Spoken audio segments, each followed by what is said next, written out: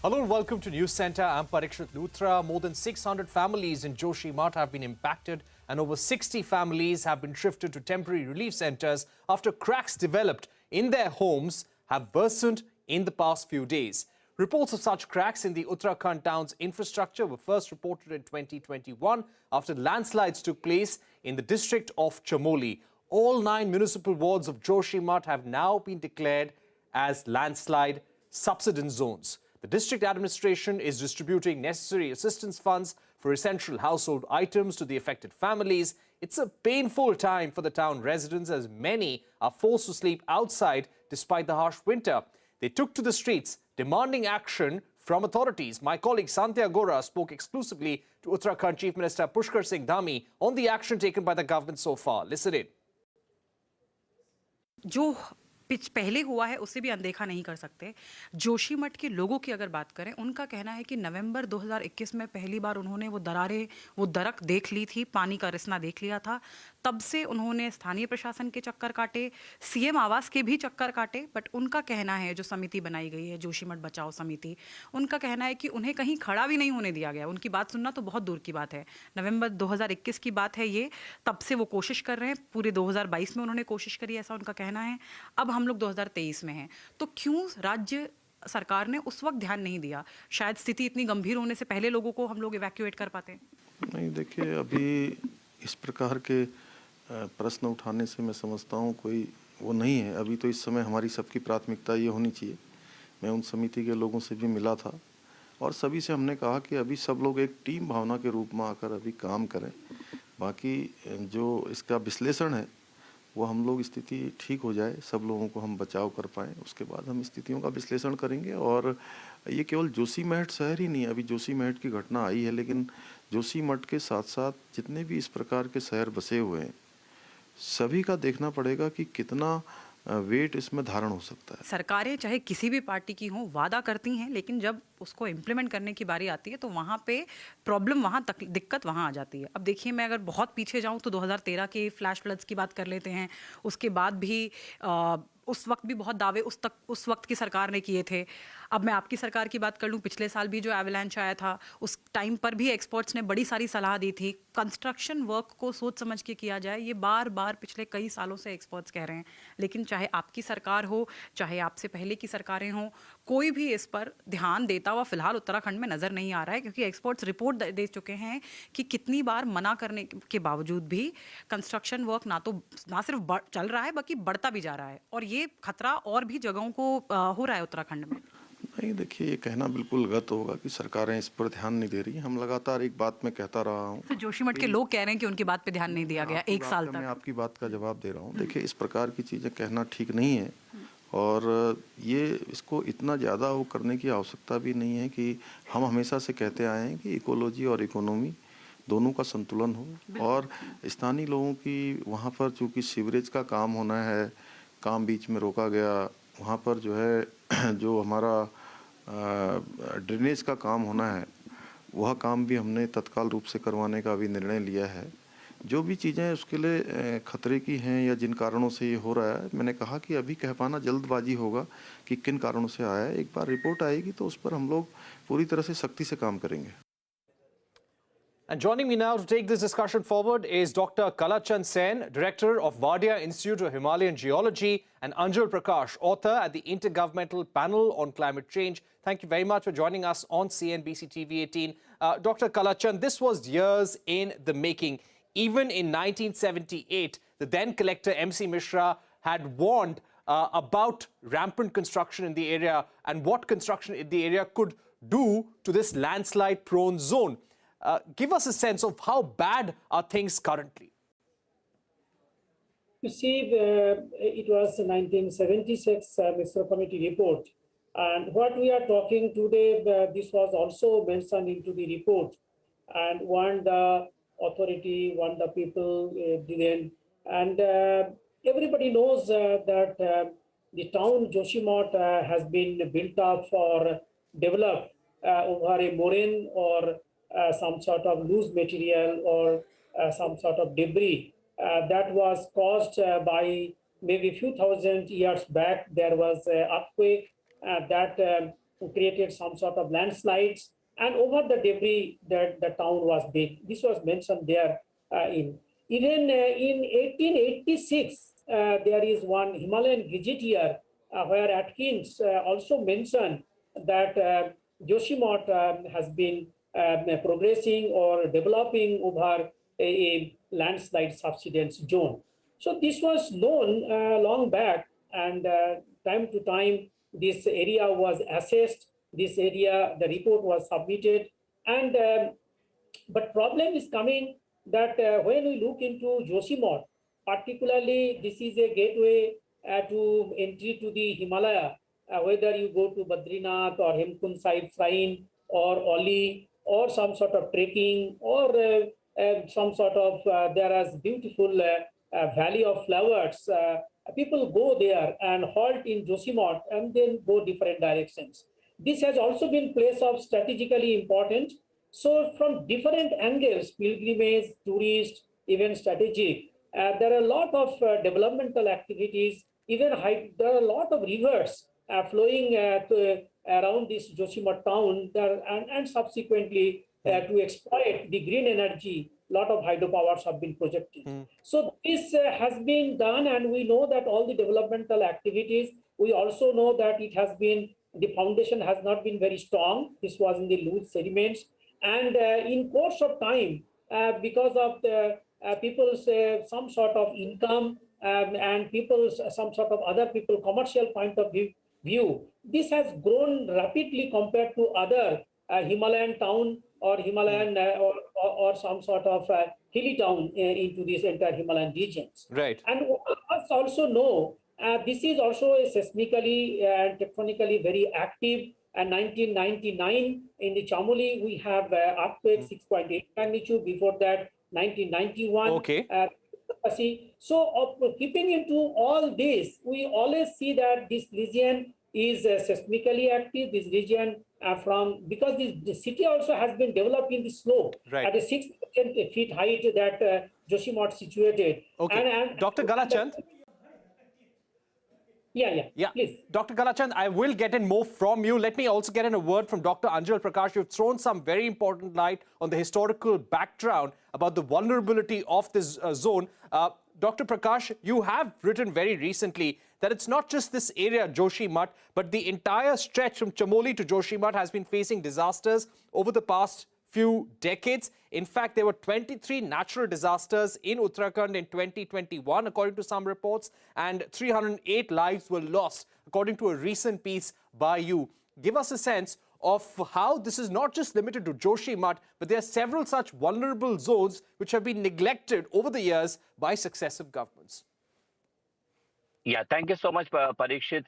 See, I've been part of the chapters on mountain and looking at the fragility of the environmental system, especially in the Hindu Kush Himal region. We have been, the scientific reports have been categorically saying that these are very high risk zones. The mountains are the most fragile in the world. Some of the youngest mountains are found in the Himalayan regions. And that means that we have to, whenever we are planning any large-scale development project, especially infrastructure development project, like hydropower, we must rethink. And that is where I think Professor has just talked about also, that the knowledge is there. It doesn't lead to wisdom. The science is not, informing the politics and the policies of the day. And that's the major problem I see here. Right. So very clearly, this is not the first time that we're talking about this. Since the 1960s, there have been successive studies which have been carried on. We know what the problem is in Uttarakhand, even in Joshimath. Do you feel, Dr. Prakash, that the land subsidence that we have seen in Joshimath right now is primarily due to the National Thermal Power Corporation's Tapovan Vishnugarh hydropower project? That is what some experts are saying. Yeah. So we have seen that, that major, and then when you talk to the people, also they will tell you, and I've done extensive field work in the area for the last couple of years, and we have talked to many range of stakeholders. One of the major problems is the hydropower Supreme Court, even despite all these things and the number of warning that has been issued, the project is still going on. And you also have to understand, Parikshit, that this town has both historical as well as strategic importance. Historical because it is one of the first in the north which was set up by Shankaracharya. It is one of the very closest town close to the Indian-China border, the line of actual control, and that means that it has both strategic and religious significance for millions of people, and that means that we need to be very, very careful about what we do there. Hydropower projects are creating havoc not only in Uttarakhand but all across the Himalayan regions. You go to Himachal Pradesh, you'll have these problems. You go to western Himalayan region and the eastern Himalayan region, you'll find similar problems. So the whole point is that hydropower projects are environmentally benign. That's a green energy is a misnomer. The return on investment on hydropower is actually minuscule if you really look at the environmental, social, and the ecological cost that we have at hand. Right. Dr. Kalachand, we see that even when this project was approved, the National Thermal Power Corporation's Vishnugad hydropower project, when it was approved, the residents of Joshimath had complained as to why this is being built up in an area which has come up on debris. It's landslide prone, it's in an earthquake prone zone as well. Why do you think successive warnings over the years and through your analysis and that of Dr. Prakash, it seems quite clear that for decades we have had all the surveys, all the information on these areas. Why do you think it has not been acted upon, Dr. Kalachand? You see that problem comes whenever such projects were approved generally it is done based on certain recommendation and assessment of a scientific team, and they submit the report and what sort of structures, what sort of precautions should be taken care. But when it is implemented, I think it goes to contractor, subcontractor, subcontractor, and in that process, whenever they made cutting in the ground underground, when they blast in the underground, they do not follow the scientific way. I think there has been a problem into the system. And that's what all these things are happening. Whether we are again doing the road widening for our strategic point of view, it has been given to a person, again it has been implemented through contractor, subcontract, and again they are blasting in some way, development of the small cracks, even small cracks in long distance of the road, even long constructions, many constructions of the buildings overlying. That create a problem, and this particular town is heavily stressed now, both from the anthropogenic and developmental activities as well as from the natural processes, because so many rivers are flowing down and they are also responsible for the erosion, and they are also responsible for the percolation of the water, and that water is also making the rock formation weathered. So even if it is the foundation foundation rock was weak, we have already talked about that. This was a debris and moraine. Now this weathering phenomenon is another important playing role to reduce the shear strength of the material, so that the rock or foundation below is not able to sustain the load of huge load in the water. Dr. Kalachand? Right. Yeah. Dr. Kalachand, my final set of questions now to you and Dr. Prakash. Starting with you, Dr. Kalachand, what, according to you, can be done now? Have we reached a stage which is now irreversible? What needs to be done to protect the people, protect the ecological balance of the area? You see, as in the beginning also, our Chief Minister Dhamiji mentioned that we know that Himalayan has a fragile environment and we have to make a balance whenever we do any sort of exploitation work and whenever we want to do some developmental activities. So the balance part, we need to understand very clearly that how much we should venture into any sort of activities against the Himalayan ecosystem, number one. Number two, at this moment, the situation has reached such a point that the government also has taken very right decisions that was supposed to be done. First one was that abandoning of all the houses, whatever developed the cracks that have been done, evacuation of the people from the place, number 2, and number 3, the stoppage of the construction and developmental activities at this moment. I think these 3 important issues will reduce the impact, whatever we have bought from the anthropogenic activities. But the natural process, but the climate-induced phenomena, whatever has been there in 2021, October there was heavy rainfall, and 2022 February there was Rishiganga, Dhaliganga deluge. So a lot of sediments, debris, and what flew through the water, they have been responsible for the erosion of the underlying rocks and weathering of the underlying rocks, and they have made the rock formation foundation weak, and that's what the result of subsidence area. So I think the 3 important tasks. Dr. Prakash. Yeah, Dr. Prakash, my final question to you: what do you think can be done now, urgently, and long-term measures?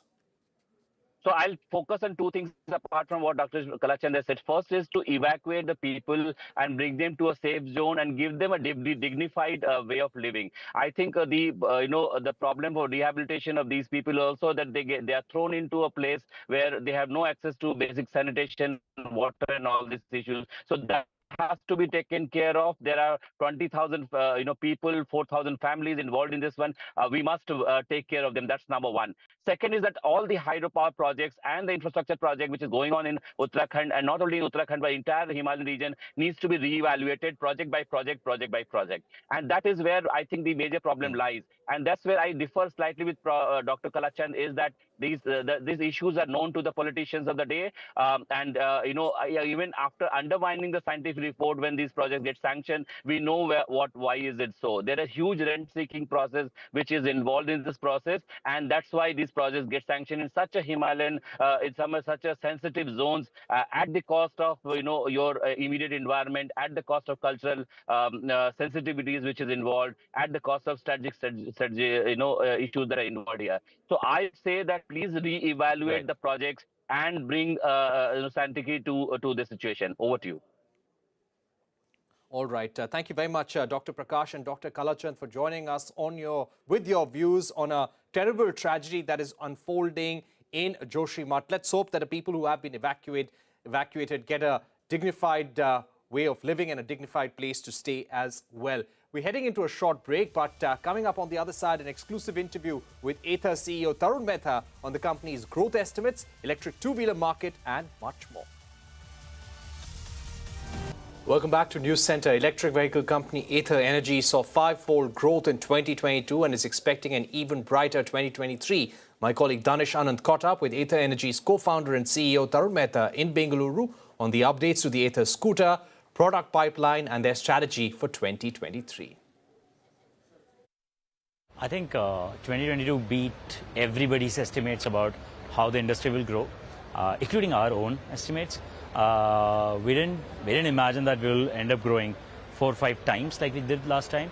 But 2023, if anything, looks even better, because now a lot of the fundamental pieces are in place. Product is working, operations is scaling, and new stores are opening super fast. We think this is the year when very clearly scooters are going electric almost completely. I think we'll see scooter penetration of electrification at possibly 30-35% by the end of this year, which means a 4-5x industry growth once again. What's the outlook on volume growth? And talking about margins, what is your outlook for margins for the next year? I think margins is every company's strategy.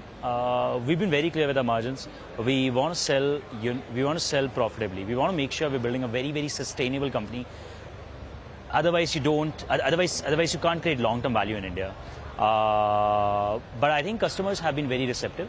I think the entire scooter market has changed. More customers are buying scooters now as an upgrade over the previous generation petrol scooters. So electric is seen as an upgrade. So I think this opens up the opportunity for right margins. Margins are still small for I think most players, but I think they will grow, and I think the first profitable EV companies will start emerging next year. Can we expect any new products this year by your company? And we know that you do have a plan to launch a motorbike, but that is sometime down in the future. But talking about 2023, can we expect at least one new product from the company? We'll stick with 450 for now, I'll be very honest. We'll do more variants, but I think for 2023, you should largely expect 450 scoop product line only. And what are your plans regarding if there is a zero subsidy based scenario? Are you ready for that? We are working on that. I think the industry had a little bit of setback last year because of how quickly the cell prices shot up. And I think that will take a while to absorb back. So I think the industry had some shot at becoming subsidy independent by maybe next year. But I think that timeline's pushed off by a few years. But it's still the horizon. I think it's still the horizon. We're not subsidy independent. I don't think any player is. But I think we're getting close. It'll take a few years. Very lastly, the budget is just around the corner. What are your expectations from the upcoming budget, and what do you think the government should announce which benefits the industry as well as the company? I think there's continued support of the EV sector. The policies are correct. Just sort of long-term sustenance of them for another 3-4 years is what the industry needs. I think otherwise we're on the right path. And staying with electric vehicles, Tata Motors has kicked off its delivery of the electric mini truck Ace. The Ace EV had been unveiled in May last year, and Tata Motors signed a pact with many e-commerce players, including Amazon and Flipkart, for its supply. My colleague Danish caught up with Tata Motors Executive Director Girish Wagh and asked him about the demand outlook and budget wish list. If you see the demand outlook, I think this year we have been doing pretty well. Of course, it was also on a lower base of the first half of last year. But I think we do see the demand coming back after almost 2.5 years of a lot of headwinds in commercial vehicle industry. So we are happy with that. And if you look into the future, we have our customers, the transporters, where their sentiment is quite positive and optimistic. And therefore, we see that in medium and heavy commercial vehicles, the demand growth will continue. This year, maximum growth has been seen in buses on a very low base, followed by medium and heavy commercial vehicles. We believe that the same rate of growth will continue, but of course the base effect will come in. So year over year for Q4, the growth rate will be lower. But for the whole year, I think one will see very good growth. So the government has also rolled out the green hydrogen mission. So do you have any plans regarding testing the green hydrogen in your heavy commercial vehicles or probably the light commercial vehicles? We are working on a lot of options on natural gas today. There are quite a few other proposals which are there on the table in terms of, ethanol, for example, so flex fuel. Of course, petrol is not used much in commercial vehicles, but we have the ACE in petrol also. So there we will work on flex fuel. But in addition to this, as we go ahead towards decarbonization, apart from battery electric vehicles, there are a few other options like fuel cell electric. The union budget is just around the corner. What demands are you looking at which can, give a real push to the CV sector? I would say that the government has been very, very supportive and, more than catalyst in creating this EV demand. So whether it is the FAME Phase 1 and FAME Phase 2 set of incentives, now the production link incentives, and also policy level, incentive level support which has been given by the states. I think one can't ask for more. But we of course expect that this set of support should continue till the EV industry crosses a threshold in terms of penetration amongst the larger industry. And before we wrap, Finance Minister Nirmala Sitharaman shared important life lessons while interacting with young students at an event in Kota. She also shared that she does some catching up on those who do not pay tax. We leave you with excerpts from that interaction. How can you motivate people to pay their taxes, and how can you catch hold of those who are not paying them? Thank you. Thank you very much for that question. Catch hold may not be the word. Catch hold of those who are not paying, no, that may not be the word. We motivate them, we nudge people, saying your little tax helps us to, take care of children from poorer household, farmers. But I won't pretend saying I don't catch up at all. We also do some kind of a catching up. And how? Suppose there are people who are going on expensive holidays abroad or buying expensive cars.